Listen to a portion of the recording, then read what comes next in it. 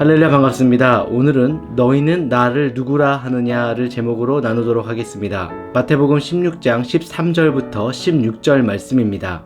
제가 읽어드리겠습니다. 예수께서 빌립보 가이사랴 지방에 이르러 제자들에게 물어 이르시되 사람들이 인자를 누구라 하느냐?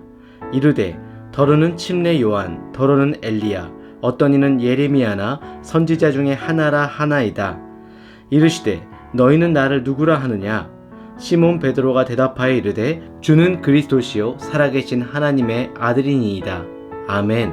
여러분은 인류 역사상 가장 큰 사건이 무엇이라고 생각합니까? 바로 하나님의 아들이신 예수님께서 이 땅에 오신 사건입니다. 그래서 예수님이 오신 사건을 AD와 BC로 구분하곤 합니다. 이것은 바로 예수님께서 역사의 중심이다라는 뜻이죠. 우리가 역사를 영어로 히스토리라고 부르는데 이것은 곧 예수님의 이야기가 바로 역사라는 것입니다. 그렇다면 여러분 인생 가운데서 가장 위대한 사건은 무엇입니까? 우리가 인생 가운데서 이 하나님을 발견하지 못한다면 우리의 인생이 세상이 보기에는 아무리 찬란하고 위대한 업적이 많다고 할지라도 아무런 소용이 없는 것입니다. 그와 마찬가지로 우리의 인생이 BC와 AD로 구분되어지고 예수님을 만나는 그 순간이 바로 인생의 터닝 포인트입니다. 여러분이 삶을 살아가면서 인생 가운데 예수님을 꼭 만나야만 합니다. 예수님을 만나는 이 사건이, 예수님을 믿는 이 사건이 나의 인생에서 가장 큰 사건임을 믿으시기 바랍니다. 예수님을 믿는 그 순간 지옥에서 천국으로 우리의 신분이 바뀌게 됩니다. 그리고 사망에서 생명을 얻게 됩니다.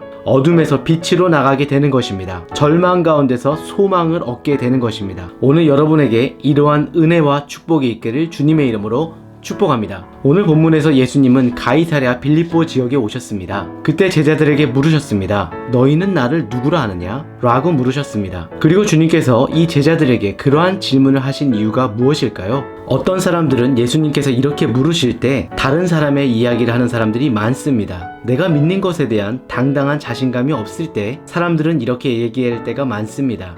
남이 그렇다는 것과 내가 고백하는 것은 완전히 다른 사건입니다. 남의 이름을 빌려서 답변하는 것은 아무런 소용이 없습니다. 여러분은 주님을 누구라 고백하시겠습니까? 로마서 10장 9절에서 10절 말씀에 내가 만일 내 입으로 예수를 주로 시인하며 또 하나님께서 그를 죽은 자 가운데서 살리신 것을 내 마음에 믿으면 구원을 받으리라. 사람이 마음으로 믿어 의에 이르고 입으로 시인하여 구원에 이르느니라. 아멘. 이렇듯 예수님께서는 다른 사람의 생각이 아니라 여러분의 생각을 듣고 싶어 하십니다. 오늘 본문에서 베드로가 예수님에 대한 솔직한 대답을 합니다. 주는 그리스도시요 살아계신 하나님의 아들이십니다. 오늘 이 베드로의 고백이 하나님을 향한 여러분의 고백이 되시길 주님의 이름으로 축복합니다. 오늘의 이 베드로의 고백 가운데 주는 그리스도시요 살아계신 하나님의 아들이시니이다 에서 그리스도라는 말은 바로 기름을 부음 받은 자라는 뜻입니다. 이것은 바로 예수님께서 제사장으로 오셨고 선지자로 오셨으며 왕으로 오신 진정한 그리스도다라는 것입니다. 주는 그리스도시요 살아계신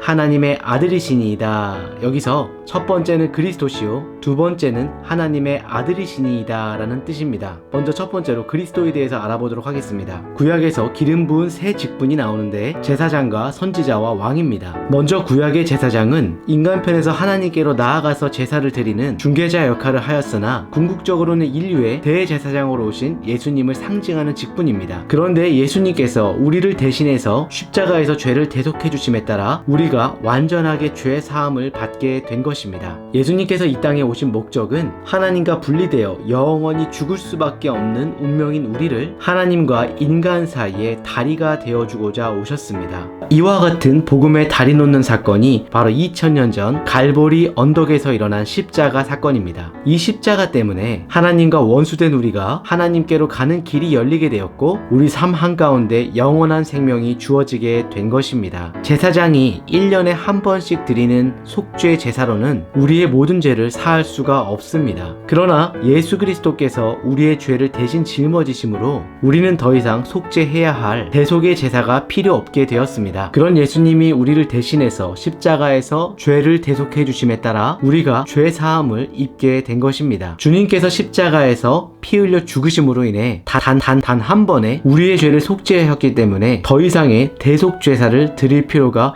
없게 된 것입니다. 여러분과 제가 이 사명을 잘 기억하고 이와 같은 사명으로 달려가기 시작할 때 여러분 때문에 세상에 소망이 주어지게 되고 이 험난한 가운데 살던 사람들이 희망을 얻게 되며 주님께로 나아오게 되는 것입니다. 또 주님께서는 선지자로 오셨습니다. 선지자라는 직분은 하나님 편에 서서 하나님의 말씀을 전하는 직분입니다. 모세와 엘리야는 구약의 대표적인 유명한 선지자였습니다. 그러나 그들도 연약한 인간일 뿐이었습니다. 그러나 예수님은 그들과 달리 예수님은 완전한 분이십니다. 요한복음 6장 38절에 내가 하늘에서 내려온 것은 내 뜻을 행하려 함이 아니요 나를 보내신 이의 뜻을 행하려 함이니라. 이렇게 말씀하신 것처럼 주님은 하나님 편에 서서 하나님의 말씀만 정직하게 전하시는 진정한 선지자였습니다. 또한 예수님은 만왕의 왕으로 오셨습니다. 성경에 기록되었던 가장 훌륭한 왕이라고 칭했던 다윗 왕조차도 실수와 허물이 많은 그런 왕이었습니다. 그러나 예수님은 성령의 능력으로 잉태하사 완전한 왕으로 오셨고 마귀의 권세를 깨뜨리시며 하나님의 나라를 세우셨습니다. 요한복음 10장 28절 말씀에 내가 그들에게 영생을 주노니 영원히 멸망하지 아니할 것이요 또 그들을 내 손에서 빼앗을 자가 없느니라 라고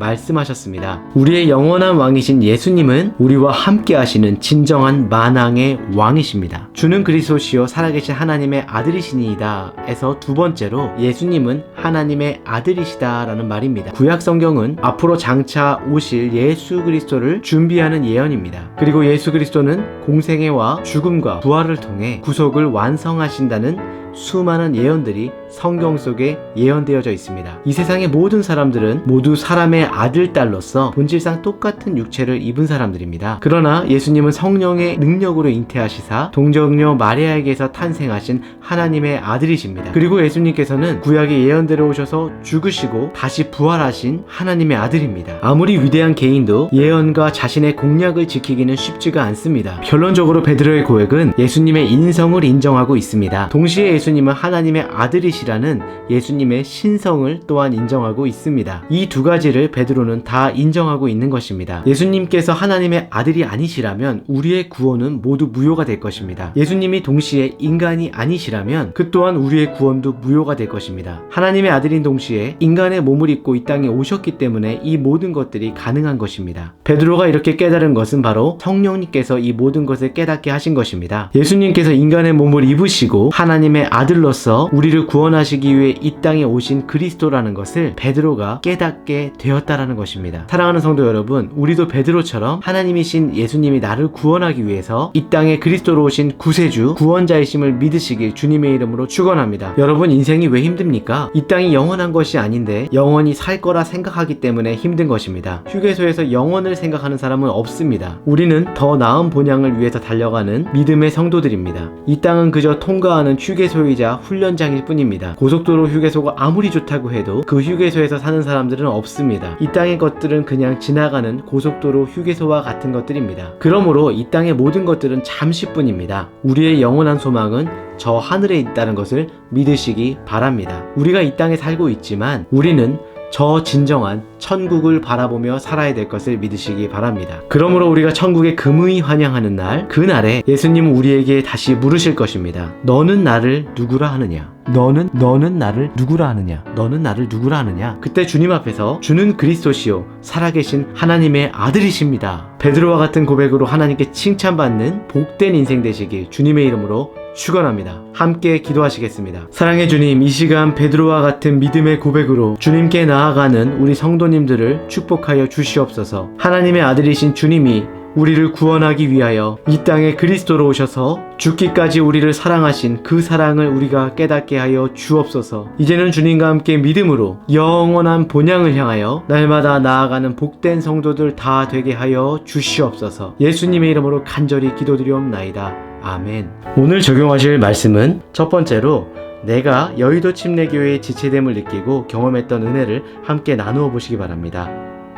두 번째는 예수님께서 우리를 여의도 침례교회의 몸된 지체로 부르셨는데 교회의 지체된 자로서 내가 감당해야 할 믿음의 헌신은 무엇인지 함께 나누어 보시기 바랍니다. 오늘도 집중해 주셔서 감사합니다. 한 주간도 주님의 이름으로 승리하시는 여러분들 되시길 주님의 이름으로 축원합니다.